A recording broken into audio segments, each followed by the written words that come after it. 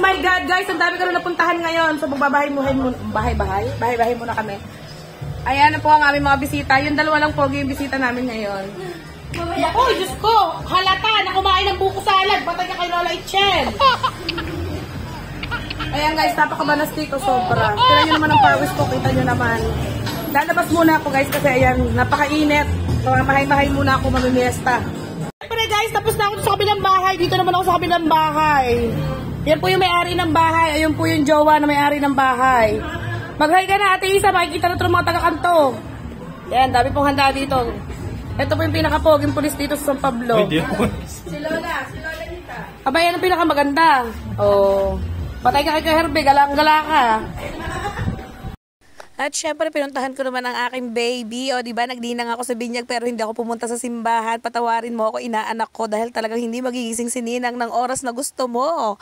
Hay, ewan ko pa guys. Tuwing mag-aanak ako sa binyag, tuwing fiesta, hindi talaga ako nakakapunta ng simbahan dahil nga po hindi talaga ako nagigising ng basta-basta tuwing maga dahil puyat nga po ako palagi. So, ayan, nagwawala na nga si baby. Ayan, so sad na wala na ang mami mo, baby. Pero okay lang, maraming nagmamahal sa'yo. Nandiyan ang mga lola at mga tita mo, tito mo, nandiyan ang daddy mo. Yan, syempre love ka na rin ni Ninang dahil isa ka na rin ngayon sa aking isang munting anghel. At ayan nga guys, hindi ako nagtagal dyan masyado dahil napakaingay sa court. Meron silang pa-sounds at meron pa nagbibidyo okay dito. At may mga nagiinuman. Alam niyo naman po, medyo allergic ako sa alak. So ayan na nga ang baby, nilalambing-lambing ko na. Shopee, baka madami na akong adto. Hanggang kailan ka ba aabay ng aabay? Mag-asawa ka naman na kasi! I'm so chubby! Ayan guys, so kanyang damit. So syempre mag-aabay na naman siya. Ilang taon ka na ba girl? Guys, nag-ano na ako ha, wanted boyfriend. Syempre dapat may trabaho, may pagmamahal sa pamilya, at kaya niyang alagaan si Lola at si Tita Sally. Yung tanggapin po yung mapapakasawa ni Keng Keng. Diba? Dapat ganon. Package po yun. For sale.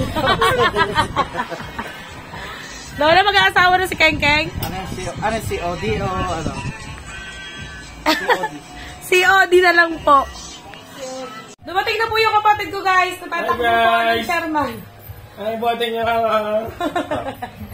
At ang kanyang pamele. Dumating na rin kanyang pamele. So, wala po ang busita na iniintay dito guys. Guys, tignan nyo naman yung pawis namin. This is the reason why ayoko po mangapit bahay. Dahil sobrang init ng panahon. Ayan po ang aking mga lalabs. At syempre bukod dyan, ang aking pinaka-labs. Ay, kagigising lang. Natulog ka ba? Bye-bye. Sino ka mukha mo?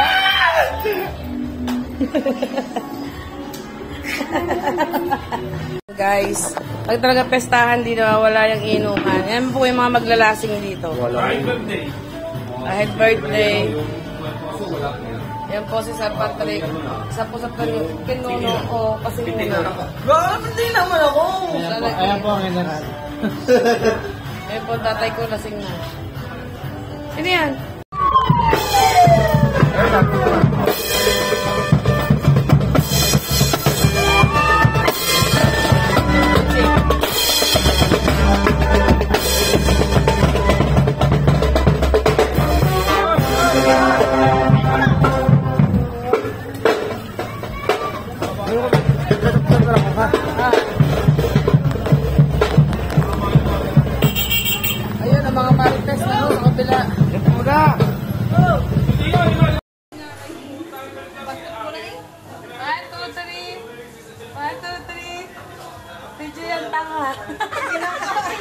Siyempre guys, pagkaalis nga ni Jocelyn, ayan, umupo na ako dito sa loob. Diyos ko, feeling ko inuuga na ako sa antok. At ito si Mami Lee nanonood ng K-drama.